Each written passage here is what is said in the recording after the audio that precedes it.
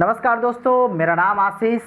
मैं आज आपके सामने एक नया टॉपिक लेके आया हूँ। टॉपिक आपका बहुत ही महत्वपूर्ण है जो जम्मू कश्मीर से संबंधित है। इस टॉपिक में हम चर्चा करेंगे कि डोमिसाइल सर्टिफिकेट के बारे में। तो आप यहाँ पे जैसे स्क्रीन पे देख रहे होंगे, Jammu Kashmir grant of domicile certificate procedure नियम 2020। आज दोस्तों हम इसके बारे में चर्चा करेंगे, विस्तार से चर्चा करेंगे, या कैसे काम करता है या किन पे लागू होगा। दोस्तों इससे पहले चैनल पर हमारे नए हैं तो चैनल को सब्सक्राइब कर लीजिए और वीडियो को अंत तक जरूर देखें। दोस्तों हम आपका ज़्यादा टाइम नहीं लेंगे, चलिए टॉपिक शुरू करते हैं। टॉपिक है आपका Jammu Kashmir grant of domicile certificate procedure नियम 2020। दोस्तों हाल ही में जम्मू कश्मीर प्रशासन ने केंद्र शासित प्रदेश में अधिवास यानी अधिवास प्रमाण पत्र यानी कि डोमिसाइल सर्टिफिकेट जारी करने संबंधी कुछ नियम अधिसूचित किए हैं। दोस्तों इसमें क्या खास बात है, हम इसके बारे में देख लेते हैं। खास बात है कि प्रदेश में यानी कि अब यूटीज़ में Jammu Kashmir grant of domicile certificate procedure नियम 2020 के आधार पर ही अधिवास प्रमाण पत्र यानी कि डोमिसाइल सर्टिफिकेट जारी किए जाएंगे। दोस्तों इस नियम के तहत अधिवास प्रमाण पत्र जारी करने के लिए अधिकतम 15 दिनों की अवधि, कितने दिन तक? 15 दिनों की अवधि निर्धारित की गई है, जिसके बाद यदि प्रमाण पत्र जारी नहीं किया जाता तो आवेदक इस संबंध में अपीली प्राधिकरण के पास जा सकता है। कहाँ पर जा सकता है? अपीली प्राधिकरण के पास जाने का अधिकार रखता है। अर्थात हम कह सकते हैं कि अगर किसी व्यक्ति को 15 दिन के अंदर प्रमाण पत्र जारी नहीं किया जाता है तो वह अपीली प्राधिकरण के पास जा सकता है। इस संदर्भ में अपीली प्राधिकरण के लिए बाध्यकारी होगा और अपीली प्राधिकरण के आदेश को 7 दिनों के भीतर लागू करना अनिवार्य होगा। यदि ऐसा नहीं होता है तो संबंधित अधिकारी को दंड के रूप में 50,000 रुपये का जुर्माना देना होगा, जो कि उनके वेतन से ही लिया जाएगा। साथ ही अपीली प्राधिकरण के पास पुनरीक्षणीय शक्तियाँ यानी कि रिविजनल पावर्स होंगी। कैसी पावर्स होंगी? रिविजनल। अर्थात मान लीजिए किसी भी प्रकार से प्रमाण पत्र जारी नहीं हुआ है तो ऐसे में क्या होगा कि उन अधिकारी के पास यानी कि अपीली प्राधिकरण के पास रिविजनल पावर्स होंगी, जिसके तहत वह पुनः जांच कर सकता है। अपीली प्राधिकरण या तो स्वतः संज्ञान लेकर अथवा किसी व्यक्ति द्वारा किए गए आवेदन के माध्यम से किसी भी कार्रवाई को वैधता की जांच कर सकते हैं और इस संदर्भ में उचित आदेश भी पारित कर सकते हैं। इन नियमों में एक प्रावधान भी है जिनको हम योग्यता से संबंधित जोड़ के देखेंगे। नियम में एक प्रावधान है कि अधिवास प्रमाण पत्र देने के लिए आवेदन भौतिक और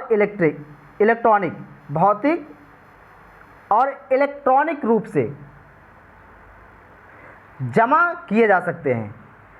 वहीं सक्षम प्राधिकारी भी इलेक्ट्रॉनिक रूप से अधिवास प्रमाण पत्र जारी कर सकता है।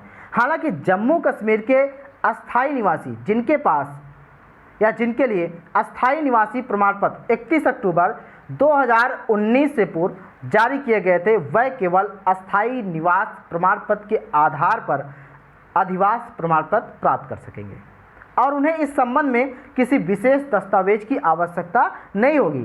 राज्य प्रशासन द्वारा जारी उक्त नियमों के माध्यम से अधिवास प्रमाण पत्र यानी कि डोमिसाइल सर्टिफिकेट्स जारी करने के लिए एक सरल, समयबद्ध और पारदर्शी प्रक्रिया स्थापित करने में मदद मिलेगी।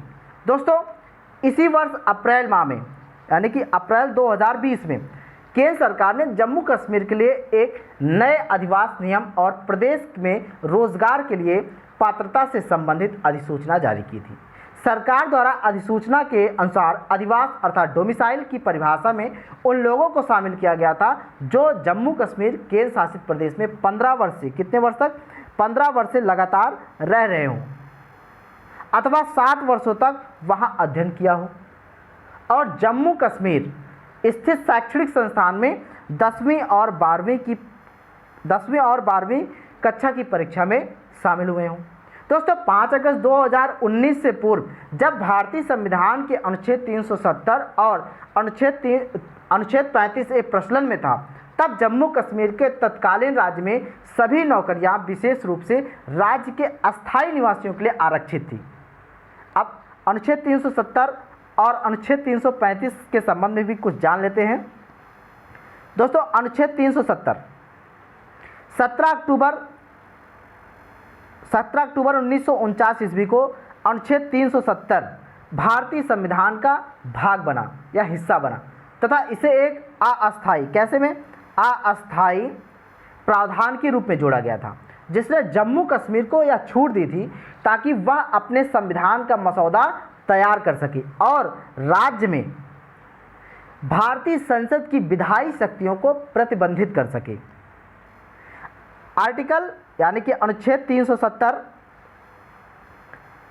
के तहत जम्मू कश्मीर संविधान सभा को यह अधिकार यानी कि सिफारिश करने का यह अधिकार मिल गया कि भारतीय संविधान में कौन से अनुच्छेद राज्य में लागू होंगे और कौन से अनुच्छेद राज्य में लागू नहीं होंगे। आगे भी देखते हैं। अनुच्छेद 35 से अनुच्छेद 370 का ही देन है। जम्मू कश्मीर संविधान सभा की सिफारिश पर वर्ष 1954 ईस्वी में राष्ट्रपति के एक आदेश के माध्यम से अनुच्छेद 35 से संविधान में जोड़ा गया था।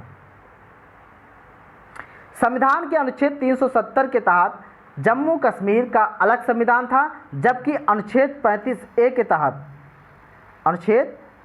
के तहत राज्य के बाहर लोगों को जम्मू कश्मीर में संपत्ति खरीदने और अस्थायी निवासियों के लिए नौकरी आरक्षण की सुनिश्चित पर रोक लगा दी थी।